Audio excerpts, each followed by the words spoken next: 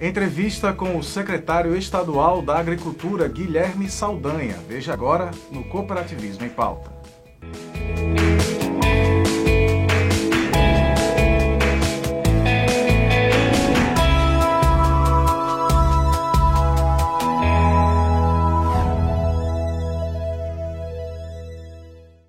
O Conselho Estadual do Cooperativismo, Secop-RN, é a pauta do nosso programa hoje. E para falar sobre as atribuições e as atividades que o Conselho desenvolve, nós convidamos, e ele gentilmente aceitou, participação do nosso secretário estadual da Agricultura, Pecuária e da Pesca, Guilherme Saldanha. Secretário, muito obrigado por senhor ter aceito o nosso convite para conversar sobre esse órgão que é tão importante para as cooperativas e que tem uma atuação até mesmo decisiva para o nosso cooperativismo. Olá, Gil, prazer enorme estar conversando com você. Eu é que agradeço o convite e bater esse papo sobre o cooperativismo, sobre o nosso Secop com os telespectadores. O Secop é o Conselho Estadual do Cooperativismo do Rio Grande do Norte. Perfeito. Esse conselho é regido por uma legislação estadual aprovada, já em pleno vigor. O presidente do conselho é sempre o titular da pasta da Secretaria da Agricultura, da Pecuária e da Pesca, e isso muito nos honra. O governo da professora Fátima tem uma relação muito estreita com os movimentos sociais, com os pequenos produtores, com os agricultores familiares, e a comercialização dos produtos dos pequenos, dos agricultores familiares, ela está muito relacionada à necessidade deles estarem comercializando seu produto através de cooperativas. A burocracia brasileira, a legislação brasileira transformou o país da gente num país muito chato.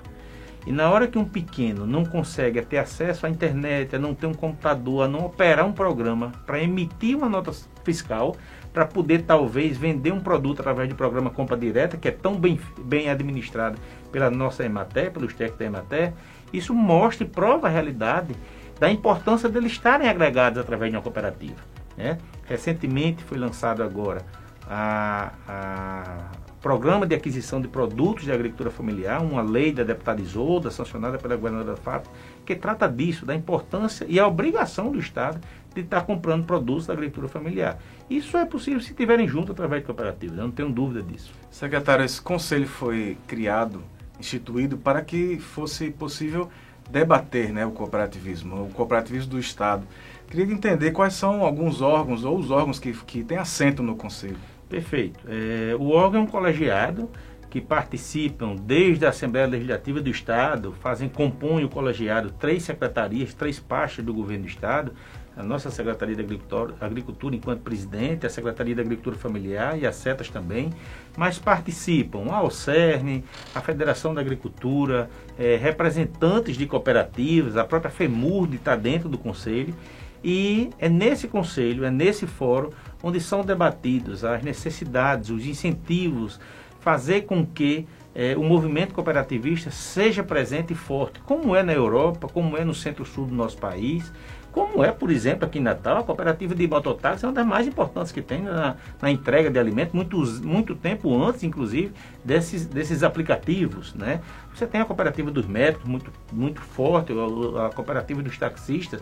A gente precisa fazer com que o movimento cooperativo seja um fiel e importante aliado, principalmente na aquisição dos produtos, dos insumos agrícolas e também, e especialmente, na comercialização dos produtos da agricultura familiar. Para a gente entender, o Conselho ele tem uma programação de encontros, reuniões para debater essas questões? Temos sim, a gente tem uma agenda, um calendário de reuniões, a cada 2 meses nós se sentamos, debatemos, é jogado para dentro do Conselho uma série de pautas importantes para debater, assuntos ligados às diversas regiões do estado do Rio Grande do Norte, e é nesse fórum que a gente consegue ampliar o debate e ver onde é que a gente pode ajudar, onde é que o Conselho pode atuar para fomentar, para desenvolver e para incentivar o movimento cooperativista aqui no Rio Grande do Norte. Dentro dessa questão de incentivar e desenvolver o cooperativismo, tem a questão da lei de apoio às cooperativas, né? Essa também é um assunto que o Conselho tem se debruçado e tem desenvolvido esse tema. Olha, é uma notícia boa. Já tramita na Assembleia Legislativa. Infelizmente, esse momento de pandemia que a gente está atravessando prejudica as nossas reuniões presenciais, mas a gente tem feito reuniões virtuais E o movimento na Assembleia Legislativa, eu também não tenho dúvida que isso tem atrapalhado um pouco. Às vezes esses projetos de lei, ele fica às vezes parado dentro de uma comissão. Eu tenho acompanhado isso de perto. O deputado Jorge Soares, lá do Vale do Açu, tem uma ligação muito forte, tem raízes familiares no movimento cooperativista. E a informação que eu tenho é que acredito que até o meio desse ano, ainda nesse semestre dessa legislatura, a gente tem a nossa lei aprovada. O senhor citou o deputado Jorge, ele inclusive integra a Frente Parlamentar de Apoio ao Cooperativismo. Pois é, eu falei, ele tem uma pessoa que tem raiz familiar muito forte, a Coapeval lá de Açu, a própria Serval, tem membros da família dele que participaram desse movimento cooperativo, especialmente das empresas de energia elétrica, das cooperativas de energia elétrica do nosso estado, que deram uma grande contribuição para que se hoje parte da zona rural do nosso estado tenha energia elétrica. Isso foi fruto do trabalho das cooperativas de eletrificação rural. Esse ponto é importante. As cooperativas, na visão do senhor, isso é uma questão que a gente sempre aborda aqui no nosso programa. As cooperativas, o senhor que conhece tão bem sobre as cooperativas, o senhor acredita que as cooperativas podem ser um instrumento, uma ferramenta de desenvolvimento de políticas públicas, no sentido de que elas podem contribuir, dando essa expertise que elas têm? Por exemplo, o senhor citou a eletrificação rural, mas existe também a educação, o transporte, que participa também ativamente junto do poder público, né, na frota suplementar. Queria entender como é que o senhor enxerga essa relação das cooperativas enquanto ferramenta de desenvolvimento de políticas públicas. Olha, eu não tenho dúvida da importância das cooperativas, do seu bom funcionamento. Eu conheço algumas grandes cooperativas do agronegócio no Brasil, por exemplo, a Cocamar, em que hoje é uma das maiores esmagadoras de soja do Brasil, competindo com multinacionais que estão presentes nesse setor. Mas esse fortalecimento, na hora que as pessoas que estão dentro dessas cooperativas, elas começam a conceber a importância de se fazer presente, de dialogar, de debater, é no movimento cooperativista que você vai conseguir fazer com que a política pública seja debatida mais próximo dos pequenos.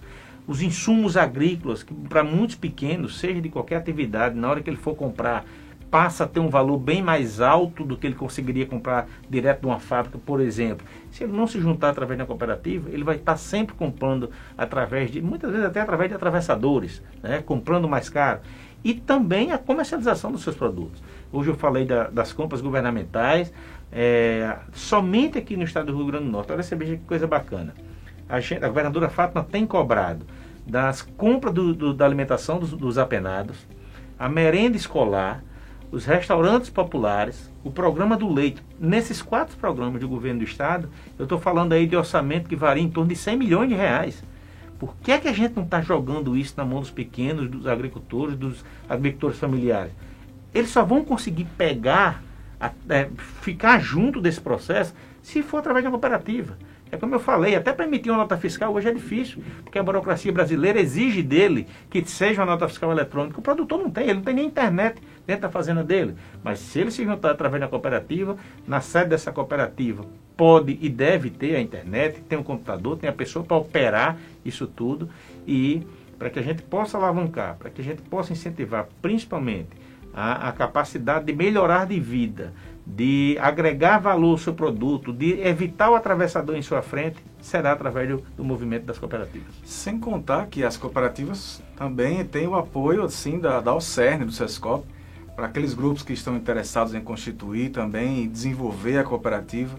A Alcerne, o SESCOP, que tem assento inclusive no Conselho, né? Aqui, o apoio da Casa do Cooperativismo é fundamental para o desenvolvimento das cooperativas. Eu queria saber do secretário sobre 2021, quais são os projetos e a programação do Conselho para esse ano. Olha, a gente ainda continua vivendo um momento muito difícil, né? Alguns analistas acreditam até que a gente está vivendo agora o pior momento da Covid. A gente tem uma esperança, a questão da vacina. O Brasil precisa vacinar sua população pelo menos até o final do ano, tá certo? Pedimos a Deus e a responsabilidade dos gestores que isso aconteça até julho, agosto, setembro, para que a gente tente voltar à normalidade de nossas atividades.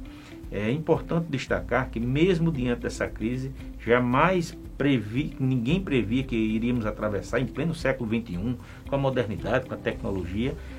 O setor agrícola, ele tem uma responsabilidade muito grande.